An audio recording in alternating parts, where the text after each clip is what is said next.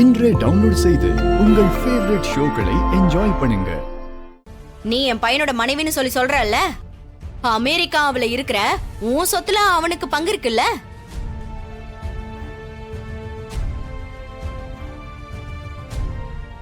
ஆமா, அவனுக்கும் பங்கு இருக்கு.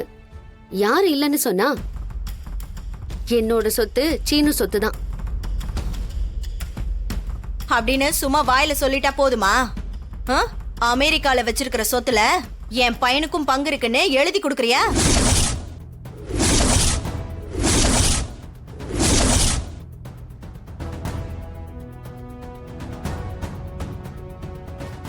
பாத்தியா, அமைதி ஆயிட்ட. உன் சொத்த பங்கு போடணும்னு அப்படியே அமைதி ஆயிட்டியே. எங்க சொத்த பங்கு போடணும்னு நாக்கு மேல பல்ல போட்டு பேசுற. எங்க இப்ப பேச பாப்போம். இல்ல அத்த, நான் என்ன சொல்ல வரேன்னா, உன் சொத்த பத்தி பேசும்போது நீ அமைதியா நிக்கிறல்ல, அதே மாதிரி அடுத்தவங்க சொத்த பத்தி பேசும்போது அமைதியா நிக்கணும். அத்த, நான் சொல்றது கொஞ்சம் கேளுங்க. என்ன அது இல்ல இது இல்லன்னு இழுத்துக்கிட்டு இருக்க? உன் சொத்துல என் பையனுக்கு பங்கு இருக்குன்னு இப்பவே எழுதி கொடு. எங்க சொத்துல ஜீவாவுக்கும் பங்கு இருக்குன்னு நாங்களும் எழுதி கொடுக்கறோம். ஏன் பார்வதி கூட எழுதி கொடுக்க சொல்றேன்.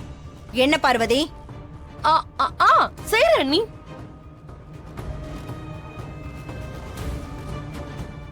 ஏன் சொத்தை சீனுவுக்கு எழுதி வச்சுட்டா நீங்க இந்த சொத்துல ஒரு பங்கு ஜீவாவுக்கு எழுதி கொடுப்பீங்க தானே? அதுதானே இவ்வளவு நேரம் சொல்லிட்டு இருக்க. உன்னால எழுதி வைக்க முடியுமா? என்னமா முழிச்சிட்டு நிக்கிற? எங்க சொத்து விஷயத்துல அதே மாதிரி வாய மூடிட்டு நில்லு. தப்பு பண்றீங்க அத்தை. நீ தான் பேச்ச மாத்திட்டு இருக்க. இங்க பாரு, நீ நல்லவளா இருந்தா முதல்ல உன் சொத்துல சீனுக்கு பங்கு இருக்குன்னு எழுதி கூட. என்ன திரு திருன்னு முழிச்சிட்டு நிக்கிற? நான் எழுதி 1.5 வருஷமாச்சு.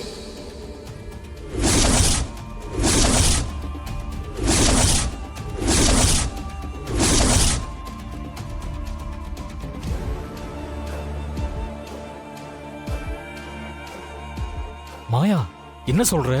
சீனு, நான் மனசார உன்னை கணவனா ஏத்துக்கிட்ட அந்த நாள்லயே என் சொத்துல பாதி பங்கு உனக்கு தானே நான் டாக்குமெண்ட் எழுதிட்டேன்.